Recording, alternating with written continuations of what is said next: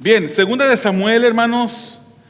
Vamos a concentrar mucho del día de hoy en el capítulo 9, pero ahorita vamos al capítulo 4 y vamos a leer el versículo 4 de segunda de Samuel. Segunda de Samuel, capítulo 4, versículo 4. Recuérdese que estamos en esta serie llamada No calificado, pero escogido. Y estamos agarrando porciones de la vida de David y sacando enseñanzas de su vida, obviamente enseñanzas que Dios quiso que nosotros aprendiéramos. Y en la mañana de hoy, ya tarde, en este momento ya es tarde, vamos a ver este mensaje titulado David, un instrumento de gracia inmerecida.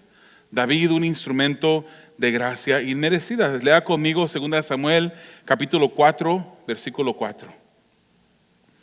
Dice 2 Samuel 4:4. Por otra parte, Jonatán, hijo de Saúl, tenía un hijo de 5 años llamado, ¿cómo se llamaba? Mefiboset, que estaba tullido. Resulta que, dice la palabra, cuando de Jezreel llegó la noticia de la muerte de Saúl y Jonatán, su nodriza lo cargó para huir, pero con el apuro se le cayó y por eso quedó cojo. Otra versión dice quedó tuido, quedó manco, no podía caminar Mefiboset. Que el Señor añade bendición a su palabra mientras que vemos esta historia, hermanos. Para poder entender bien lo que está pasando en este momento, tenemos que enfocar nuestra atención a 2 de Samuel capítulo 31. No tiene que ir ahí, se lo voy a platicar. Si usted lo quiere leer después, lo puede leer. 1 de Samuel capítulo 31.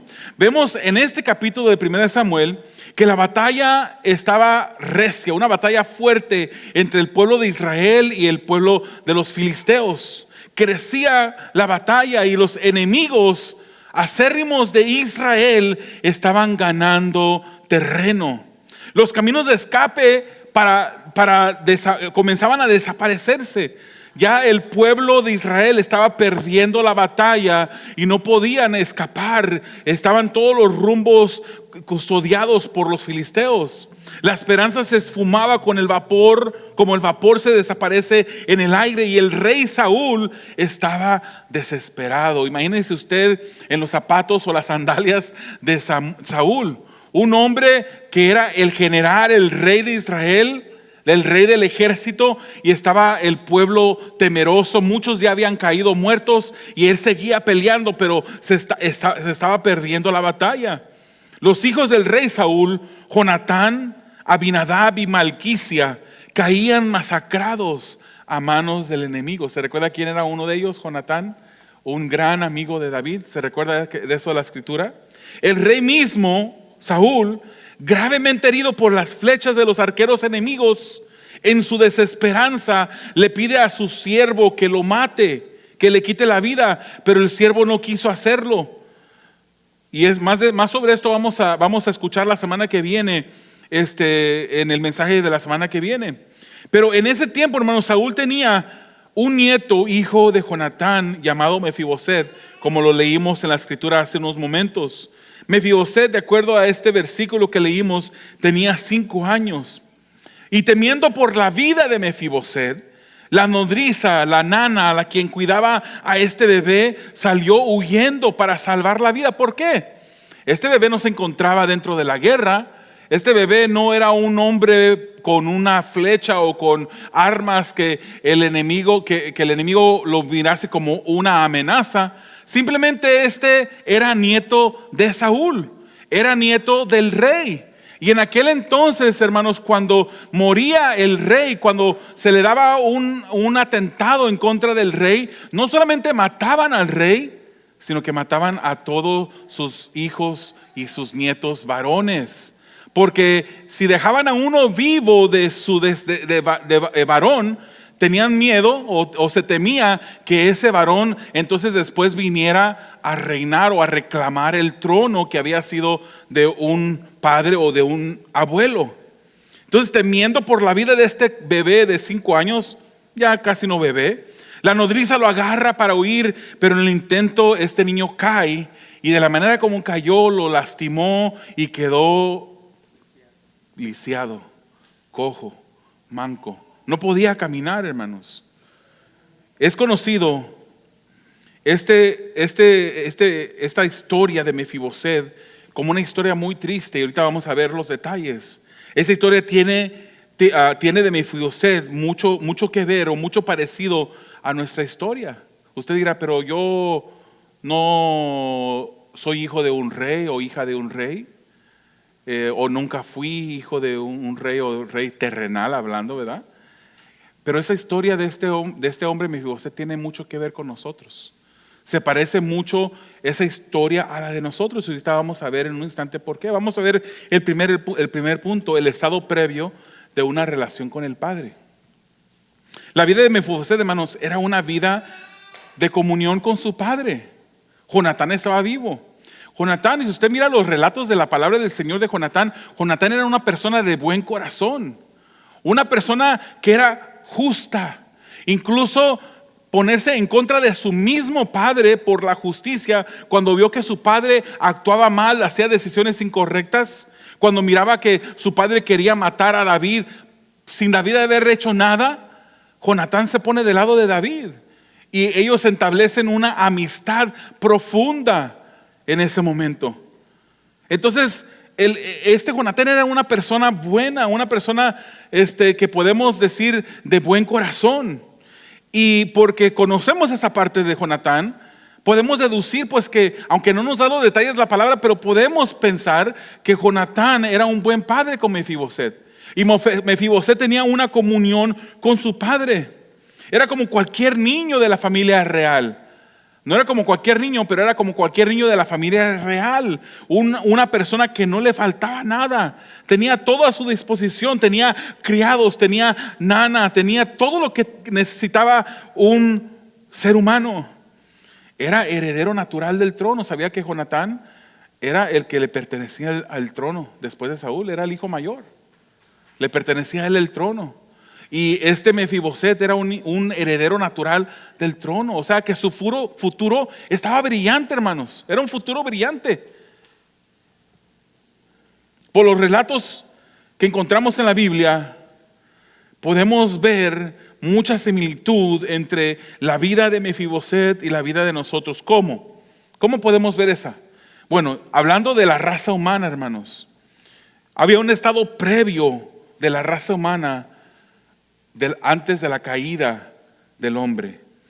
Antes de la caída del hombre en el huerto del Edén, Adán disfrutaba de comunión con Dios. Adán había sido creado perfecto, hermanos, sin enfermedad. Él había sido creado de una manera que él iba a vivir para siempre. Él no iba a morir, no se iba a envejecer, no se le iba a caer el cabello, no se iba a volver blanco su cabello, canoso. Él tenía todo también. Él vivía en el huerto del Edén, tenía a disposición mucho fruto de muchos diferentes árboles, y lo más precioso es que tenía una comunión con Dios. Dice la palabra del Señor, pues nos muestra, nos da esa imagen de que Dios se paseaba en el huerto del Edén. Tenía una comunión con Dios antes de que comieran del fruto prohibido. Tenían acceso a tanto fruto, hermanos. Y no se ponga a pensar, no le eche la culpa a Adán y a Eva por la situación que vivimos ahora. Yo me pongo a pensar, hay personas que dicen, si yo hubiese sido Adán, yo hubiera corregido a mi esposa y mi esposa jamás hubiese tomado del fruto. Si yo hubiese sido Eva, yo nunca hubiera codiciado ese fruto. Mucha gente dice manzana, pero la Biblia no dice qué fruto. Era un fruto. Nunca hubiese codiciado ese fruto de ese árbol para yo tomar de él. Si hubiese sido Eva, yo hubiese hecho caso, hubiera sido una mujer sumisa a mi esposo. Hermanos, hermanas, si nosotros hubiésemos sido ellos, hubiésemos tomado las mismas decisiones. Antes de que Adán y Eva comieran del fruto prohibido, disfrutaban de la presencia de Dios. No les faltaba nada, Dios les había provisto de todo. Disfrutaban de una comunión con el Padre. Fíjese lo que dice Génesis 2, 8 al 9. Dios el Señor plantó un jardín al oriente del Edén y allí puso al hombre que había formado. Dios el Señor hizo que creciera toda clase de árboles atractivos a la vista y buenos para comer. O sea, todos, ¿no? Ese árbol donde no debían de tomar, no era el único árbol atractivo. En medio del jardín hizo crecer al árbol de la vida y también el árbol del conocimiento del bien y el mal. Y de ese árbol es el que se les dijo que no comieran. De ese árbol. Todo iba bien, hermanos, hasta se le dio al hombre la capacidad de decidir. Se le dio la voluntad para que él decidiera. El único mandamiento que se le dio a Adán fue el siguiente. Y ordenó, Génesis 2, 16 al 17, Dios el Señor le ordenó al hombre: puedes comer de todos los árboles del jardín, todos, pero del árbol del conocimiento del bien y del mal no deberás comer. El día que de él comas, sin duda morirás. Pero luego llega un personaje y empieza a hablar con Eva. Y le dice a Eva: ¿qué fue lo que el Señor te dijo? Y Eva le empieza a entablar una conversación con la serpiente, que sabemos a quién representa, al diablo. Y el diablo, hermanos, a él le encanta interpretar la palabra. Le encanta. Él quiere hacerlo. Siempre que tiene la oportunidad va a interpretar la palabra, pero la va a interpretar para confusión. La va a interpretar para torcer la palabra. Y dijo: con que Dios os ha dicho que no comas de ningún árbol. Eso no fue lo que dijo Dios. Dijo: pueden comer de todos menos de este. Pero Satanás, en forma de serpiente, le dice otra cosa a Eva.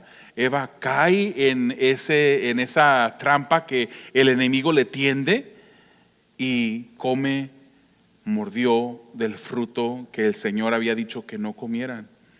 Pero el ser humano, porque el ser humano no pudo guardar, este era el único mandamiento que ellos tenían. Nada más uno. Hoy tenemos más, ¿verdad? Tenemos todas las leyes del Antiguo Testamento, quiero aclarar. Todas las leyes, las ceremoniales, las civiles del Antiguo Testamento ya no están en vigencia hoy. Pero una parte de la ley del Antiguo Testamento aún sigue en vigencia. Esa es la parte moral de la ley. Vemos los 10 mandamientos. Aún Dios desea que amemos a Dios sobre todas las cosas. Aún Dios nos manda a que no nos inclinemos ante ninguna imagen. Aún Dios nos manda a honrar nuestro padre y nuestra madre. Aún Dios nos manda a hacer cada uno de esos mandamientos, incluso el de reposo. El de reposo no lo hacemos como lo hacían los judíos, ¿verdad? Porque hoy en día no guardamos, si no estuviéramos aquí todos los días, los sábados en lugar de los domingos, nosotros nos reunimos los domingos como un seguir de un ejemplo que nos dio la iglesia primitiva. Dice que cada primer día de la semana se reunían, así como nos reunimos nosotros. Pero la ley moral aún sigue en vigencia. Y uno dice: si yo hubiese sido Adán o Eva, yo hubiese guardado ese mandamiento. Pero le pregunto: ¿cuántos de los 10 mandamientos estamos nosotros inocentes de no haber quebrantado? ¿Cuántos? Hemos quebrantado la ley de Dios. Es por eso que necesitamos a Jesús, porque somos pecadores. Es por eso que Jesucristo, siendo el hombre perfecto que murió en la cruz de Calvario sin ninguna culpa, ese sacrificio perfecto sí satisfizo la ira, la justicia de Dios. Ese sí. Pero si yo me subo al madero y muero en la cruz de Calvario, lo único que va a pasar es que me voy a morir. No voy a poderme ganar la salvación, ni porque yo pasase exactamente lo mismo que pasó Jesús. Jesús fue perfecto y por eso su sacrificio fue aceptado por Dios el Padre como un sacrificio para calmar la ira. Por eso es que decimos que Jesucristo vino a este mundo para librarnos de Dios, para librarnos del Padre, de Dios el Padre, para librarnos de la justicia, su ira. Todos estábamos bajo ira. Dice la Biblia en Efesios que éramos hijos de ira, pero gracias a Jesucristo somos salvos. Aquí tenemos esta historia de Adán y Eva que tomaron de ese fruto, rompieron ese mandamiento, quebrantaron la comunión que tenían con Dios. Antes tenían buena comunión como Mefiboset, acceso directo al Padre. disfrutaban de todo lo que tenían, pero ellos quebrantaron. Y dice la palabra del Señor en Génesis 3:23, entonces Dios el Señor expulsó al ser humano del jardín del Edén para que trabajara la tierra de la cual había sido hecho. Y pues ya sabemos la historia después de eso. Todos los que hemos nacido con esa naturaleza caída, pecaminosa. Mi esposa y yo nos reíamos de una de nuestras nietas. Delilah tiene 1 año, ya va para 2 casi. Y mis hijas, sus tías, en estos días estaban visitándonos en nuestra casa y una de mis hijas, algo pasó, que de repente Delilah se mira como ofendida por una de mis hijas, sus tías. Y la otra, jugando, le dice: ¿quieres que le pegue? ¿Quieres que le pegue? Y Delilah dijo: no, Jesús no dijo eso. Delilah dice: sí. Y cuando la otra tía va y le hace como que la disciplina, ella, adivine qué, se pone a reír. Le dio gusto que una de las tías se tomara venganza por ella y que le pegara a la otra tía. ¿Quién le enseñó a pecar? Nadie. Todos hemos nacido con una naturaleza pecaminosa. Es por eso que todos necesitamos salvación. Mi nietecita de 2 años, ella no sabe qué es la diferencia entre el pecado y lo que no es pecado. Ella no sabe, simplemente le sale naturalmente. Podemos decir que si ella muriera el día de hoy, pues Dios no le va a inculpar de algo que ella no conoce. Pero llega un momento cuando mi nietecita Delilah va a crecer y va a saber la diferencia entre el bien y el mal, y va a escuchar que ella es culpable por el pecado que hay en su vida. Yo me recuerdo de ese día. Yo me recuerdo, estaba en la iglesia cristiana del pastor Rogelio Maldonado, que está por la Imperial en Los Ángeles. Yo tenía 7, 8 años cuando yo escuché al pastor predicando, y estaba predicando. Yo estaba sentado de aquel lado. Yo sentía como que el pastor me apuntaba a mí. No lo estoy apuntando a ti, Chante, pero me sentía como que me estaba apuntando a mí. Y en ese momento yo recibí la conciencia, esa conciencia de saber la diferencia entre el bien y el mal. Yo sé que si a partir de ese momento, si yo no me arrepentía, yo hubiese ido al infierno, porque el Señor me hubiese dado lo que yo me gané. Génesis 3:23 dice que Dios el Señor expulsó al ser humano. Vayamos al segundo punto.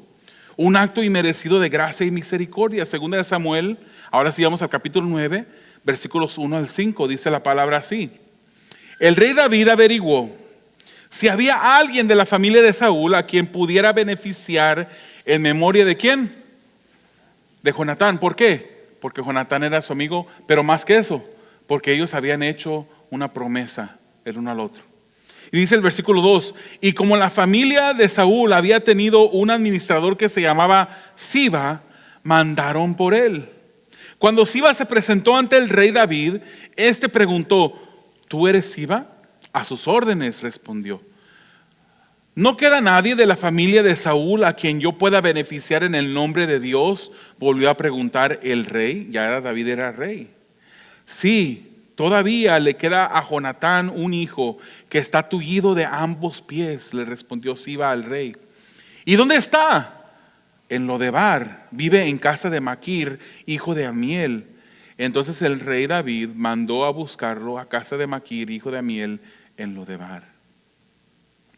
Mefiboset, un hombre raro, ¿verdad? Pero Mefiboset crece en Lodebar. Y quiero que piense usted eso, Mefiboset. ¿Qué significado tiene Mefiboset? Y no estamos espiritualizando la Biblia en este momento. Vamos a ver qué es el significado de Mefiboset. Y por algo así Dios permitió que se llamara Mefiboset. Mefiboset significa el que esparce o reparte o desparrama vergüenza.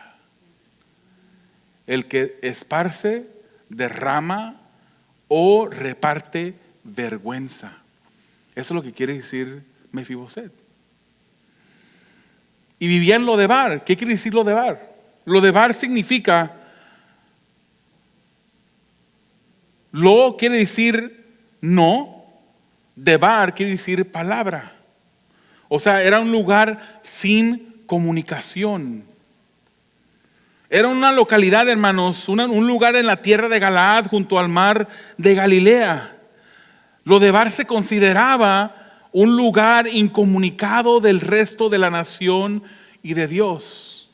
Era un lugar árido, un lugar sin frutos, un lugar sin pasto para crear animales, un lugar inhóspito donde se refugiaban todas las personas marginadas, todas las personas lisiadas como Mefiboset, todas las personas que estaban siendo perseguidas, los que habían perdido todo.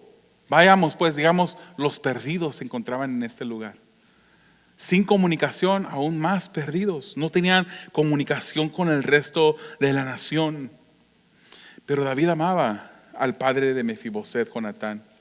Fue su amigo más cercano y David había hecho una promesa a Jonatán de cuidar de él y su descendencia.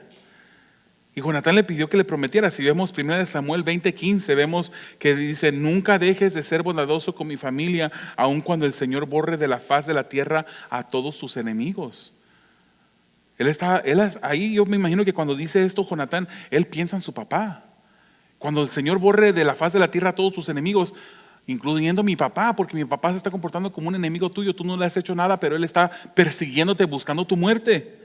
Un día David se acordó de esa promesa con Jonatán y él pregunta a alguien más de la familia de Saúl, alguien a la que yo pueda cumplir esa promesa que yo hice a Jonatán. Y por eso es que manda a llamar a Mefiboset. Vemos lo que dice más adelante, 2 Samuel 9:6, dice: cuando Mefiboset, que era hijo de Jonatán y nieto de Saúl, estuvo en presencia de David, se inclinó ante el rostro en tierra. Imagínense, el único heredero del rey anterior. ¿Qué habrá pensado Mefiboset? Este me llamó, pero me llamó para quitarme la vida. Se inclinó, dice, en tierra. ¿Tú eres Mefiboset?, preguntó David. A sus órdenes, respondió él. Y lo primero que sale de la boca después de David es: no temas, pues en memoria de tu padre Jonatán he decidido beneficiarte. Voy a devolverte todas las tierras que pertenecían a tu abuelo Saúl, y de ahora en adelante te sentarás a mi mesa. Te sentarás a mi mesa. Mefiboset se postró y dijo: ¿y quién es este siervo suyo para que usted se fije en él? Si no valgo más que un perro muerto. Pero David llamó a Siba, el administrador de Saúl, y dijo: todo lo que le pertenecía a tu amo Saúl y a su familia se lo entrego a su nieto Mefiboset. Te ordeno que cultives para él la tierra y guardes la cosecha para el sustento de su casa, que te ayuden tus 15 hijos y tus 20 criados. En cuanto al nieto de tu amo, siempre comerá en mi mesa. Tu servidor hará todo lo que mi señor el rey me ordene, respondió Siba. A partir de ese día, Mefiboset se sentaba a la mesa de David como uno más de los hijos del rey. Toda la familia de Siba estaba al servicio de Mefiboset, quien tenía un hijo pequeño llamado Misaías. Tullido de ambos pies, Mefiboset vivía en Jerusalén. Ya no vivía en Lodebar, pues siempre se sentaba a la mesa del rey. Lo primero que le dice David a Mefiboset es: no temas, no temas. No estás aquí porque te quiero hacer daño. Y más bien te bendeciré. Y más bien te devolveré todo lo que era tuyo. Todo lo que tú ibas a heredar de Saúl, tu abuelo, yo te lo voy a devolver. Él vivía en Lodebar, él vivía sin comunicación. Él había perdido todo. Él había pasado de un día a ser el hijo de la realeza a ser un don nadie. Como él se describe: no valgo más que un perro muerto.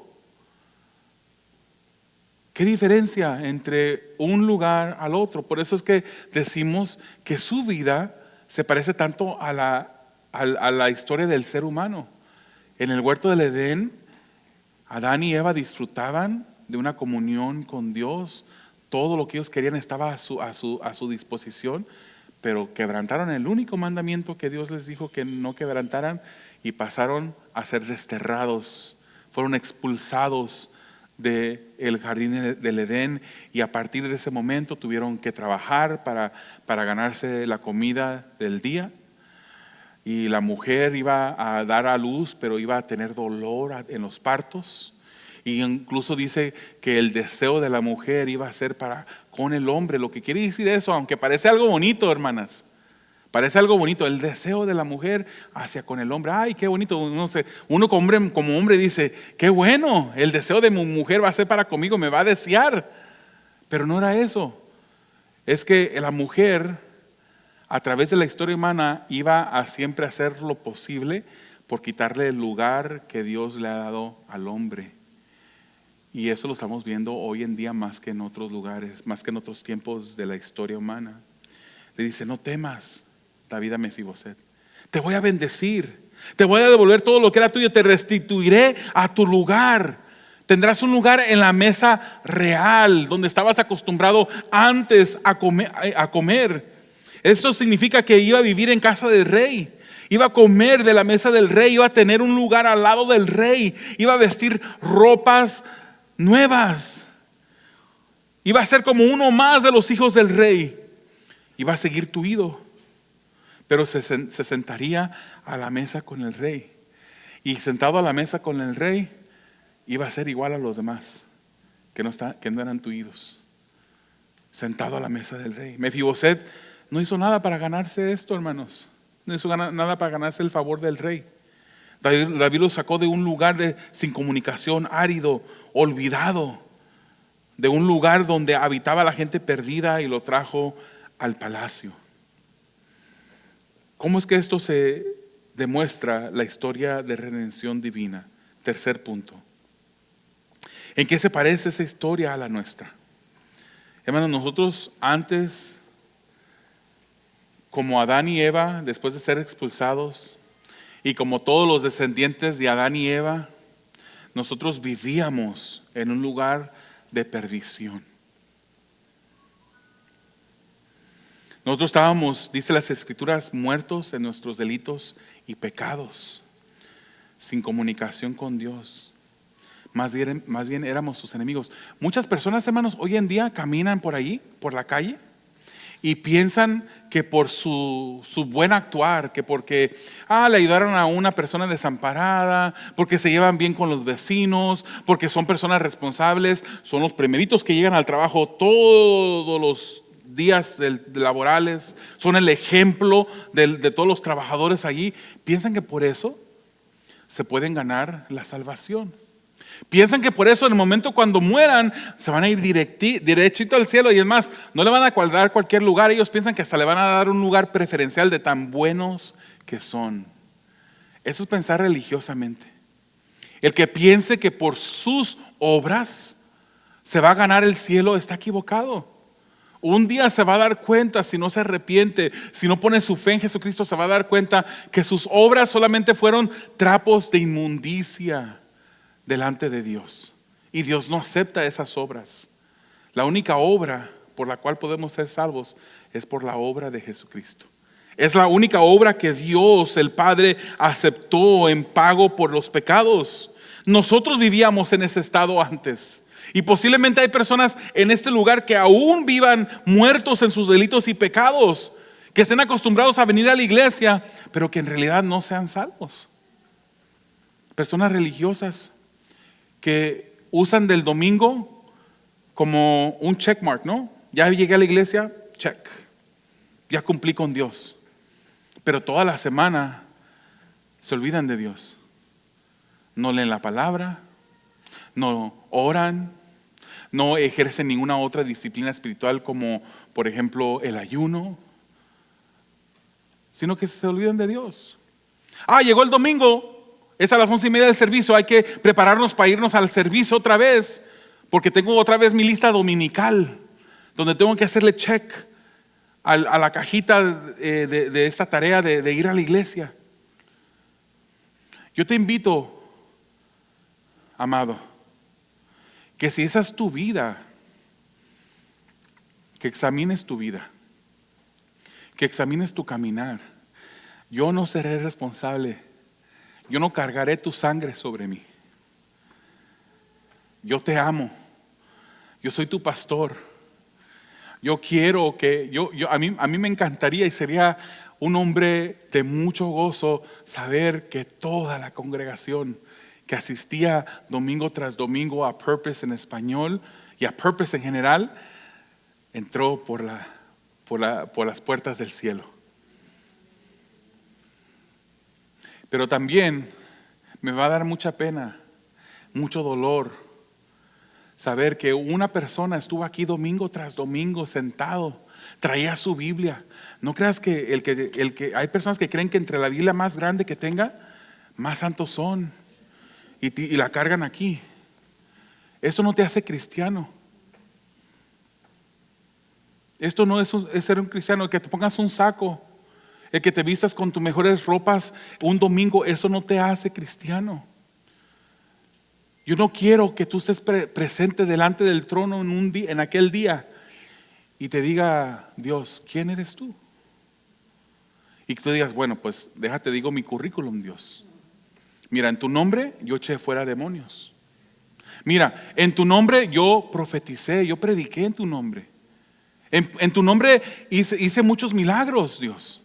Obviamente, ¿cómo que no sabes quién soy?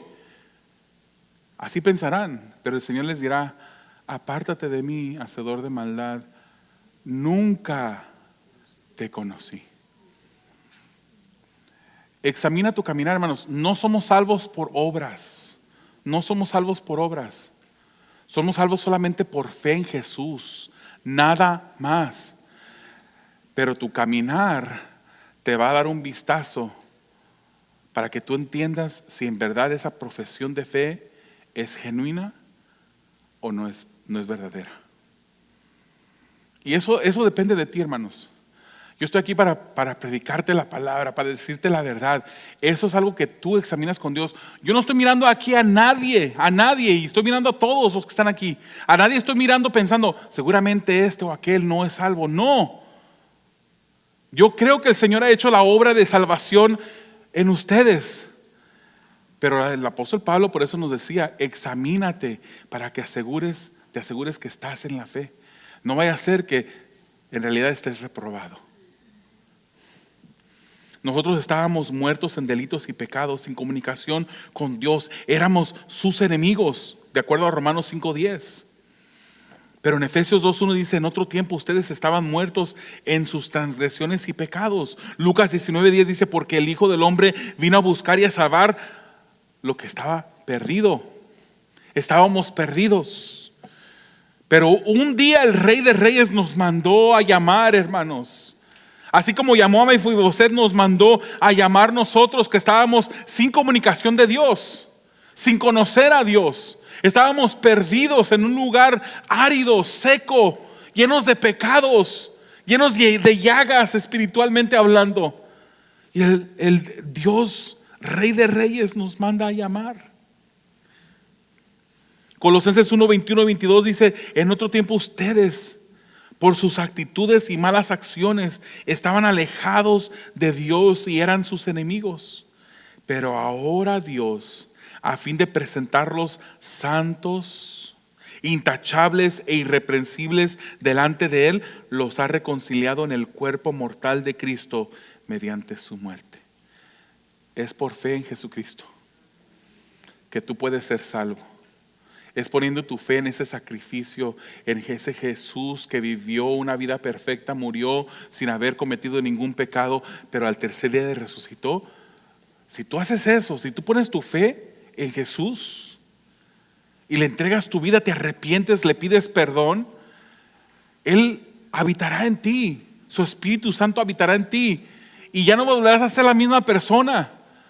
Ya no ni siquiera vas tu olfato va a cambiar, tu perspectiva va a cambiar, lo que tú escuchas, tus gustos van a cambiar completamente. No vas a ser la misma persona ya porque Cristo va a estar en ti.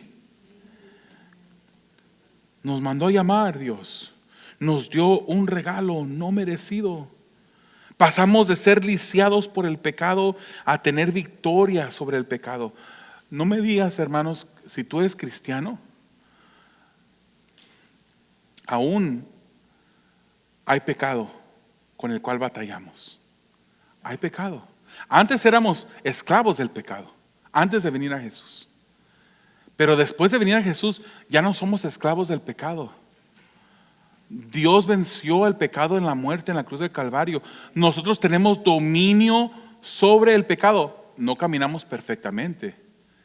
Si por aquí dijeran, ahí hay un letrero que dice en la línea, la lista de pecadores redimidos, pecadores que han recibido a Cristo, que son salvos, pero que aún siguen pecando. Yo soy el primero en la línea. Seguimos caminando imperfectamente, cometiendo pecados, pero nos arrepentimos, le pedimos perdón a Dios. Pero nuestra vida va cambiando. Ya no más seguimos bateando igual, a la misma magnitud o con los mismos pecados de antes. Usted va a notar un cambio que el Espíritu Santo va haciendo en su vida y va caminando, y entre más camina en Cristo, más santificado es. Nunca vamos a ser perfectos sino hasta el día que lleguemos al cielo, pero se va a notar ese cambio en nuestras vidas. Pasamos de ser lisiados por el pecado a tener victoria sobre el pecado. Y en aquel día, cuando estemos en el cielo, ya no tendremos la presencia del pecado. Seremos perfectos, perfectos. Pasamos de ser despreciados, vivir en maldad y en desolación, vivir miserablemente, a vivir en casa del Rey y tener comunión con Él. A comer en su mesa, hermanos. Comemos el Salmo 23, aunque se usan para los funerales, es un salmo de salvación.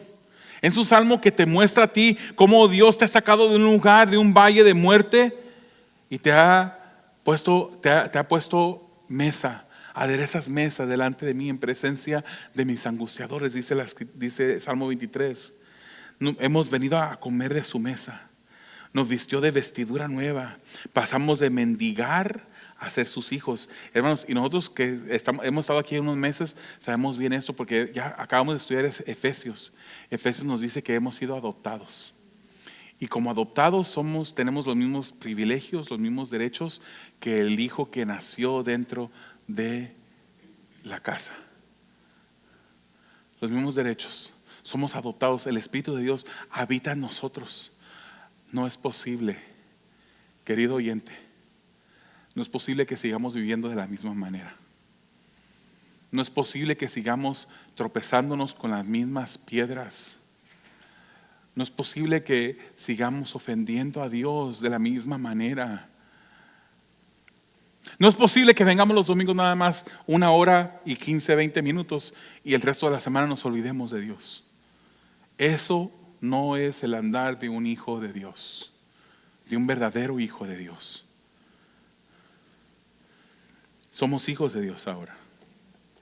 Y esto es algo que nos llena de agradecimiento. El rey David comprendía bien, hermanos, porque él había pasado por lo mismo. Él había cometido pecados, y en unas semanas adelante vamos a estar hablando de eso. Y él había experimentado el perdón de Dios. Dice Salmo 32, 1 y 2, dichosos nosotros, porque somos parte de esto. Dichoso aquel a quien se le perdonan sus transgresiones, cuyos pecados son cubiertos. Dichoso aquel cuyo pecado el Señor no lo toma en cuenta y en cuyo espíritu no hay engaño. ¿Por qué es que Dios no toma en cuenta los pecados? Porque el sacrificio de Jesucristo es suficiente para aquel que puso su fe en Jesús. Hayan sus pecados pasados, presentes y futuros han sido perdonados. Con eso no estoy diciendo ya tus pecados futuros son perdonados, puedes hacer lo que tú quieras. No, si somos hijos de Dios no pensaremos así. El que piense, mis pecados futuros son perdonados, ahora sí me toca vivir como yo quiera vivir. Si tú estás pensando de esa manera, yo te invitaría a pensar, a examinar si en verdad eres salvo. Somos bienaventurados, dichosos, 3 veces felices, porque nuestra deuda fue cancelada. El pecado fue enterrado en el mar del olvido de Dios. Esta es una salvación por gracia, hermanos, algo que no merecíamos. Y la fidelidad de Dios nos provee de mucho, pero entre todo lo más importante es la salvación. Segunda de Pedro 3:9 dice: el Señor no tarda en cumplir su promesa, según entienden algunos por la tardanza, más bien Él tiene paciencia con ustedes, porque no quiere que nadie perezca, sino que todos se arrepientan. ¿Por qué no cierras tus ojos, hermanos, inclinas tu rostro? ¿Qué aplicaciones? Yo quiero darles unas aplicaciones mientras que ustedes meditan con sus ojos cerrados. ¿Qué aplicaciones de este mensaje podemos aplicar a nuestras vidas? Hermanos, debemos de ser agradecidos a Dios por lo que Él ha hecho con nuestras vidas. Y una de las maneras como somos agradecidos con Dios es cuidando la manera como andamos. No somos perfectos, pero tu deseo diariamente debe de ser perfecto. Tu deseo diariamente de obedecer y servirle a Dios debe de ser perfecto. Hermanos, también podemos aplicarlo de esta manera. Podemos agradecer a Dios por su salvación. No perdamos de perspectiva lo grande de su perdón. No perdamos de perspectiva el hecho de que un día estábamos perdidos en el lodo cenagoso y el Señor nos sacó de allí. Y un día estaremos en su presencia, en la cena de las bodas del Cordero, como dice Apocalipsis 19. Alegrémonos y regocijémonos y démosle gloria. Ya ha llegado el día de las bodas del Cordero. Su novia se ha preparado y se le ha concedido vestirse de tela de lino fino, limpio y resplandeciente. Versículo 9 dice: el ángel me dijo, escribe, dichosos los que han sido convidados a la cena de las bodas del Cordero. Y añadió, esas son las palabras verdaderas de Dios. Como hijos de Dios podemos estar agradecidos por lo que Él hace en nuestras vidas y lo que Él hizo. Y si tú en esta mañana estás aquí y no eres hijo de Dios, quizás en este mensaje tú te has dado cuenta, espérame, y a lo mejor reflexiones y dices, espérame, he estado viviendo una vida religiosa, una vida donde solamente llego los domingos para cumplir, para tratar de ganarme el favor de Dios. Estoy confiando en mis obras, estoy pensando que soy bueno y por eso merezco la salvación, merezco el cielo. Y te has dado cuenta que todas tus obras para salvación son inútiles. Y tú quisieras entregarle tu vida al Señor en esta mañana, en esta tarde. Tú lo puedes hacer. Y dirás, ¿así de fácil nada más poniendo mi fe en Jesús? Sí, poniendo tu fe en Jesús. Y esa fe en Jesús te moverá a arrepentirte de tus pecados y pedirle perdón a Dios por ellos. Amado Dios, oro por esta congregación, que es tu iglesia, Señor. Es tu iglesia. Señor, tú pagaste el precio por ellos. Tú pagaste, Señor, ese precio incalculable, derramando tu sangre en la cruz del Calvario para su salvación. Yo te pido, Señor, que tú, a los que son hijos tuyos, tú les des ánimo. Tú les recuerdes, Señor, de vivir agradecidos. Que tu Santo Espíritu, Señor, que vive dentro de ellos, les mueva diariamente a buscarte de ti, Señor. A amarte, Padre. A buscar tu presencia y una comunión diaria contigo, Señor, en tu palabra, en la oración. Señor, y aquel que no es salvo, sálvalo, Señor. Que en este momento, Señor, en su corazón haya arrepentimiento, que te pida perdón, que empiece a caminar, Señor, no por sus fuerzas, sino por tu fuerza, que empiece a caminar, Señor, en tus caminos, que te pueda glorificar, Señor, día tras día. Ayúdalos, Señor, sálvales. Te doy gracias, Señor, por la palabra, el mensaje de tu palabra. Y te pedimos, Señor, que este mensaje siga a través de los días en nuestras mentes, en nuestros corazones, y que podamos reflexionar en él. Te lo pedimos, Señor, creyendo que tú lo haces en el nombre de Jesús. Amén.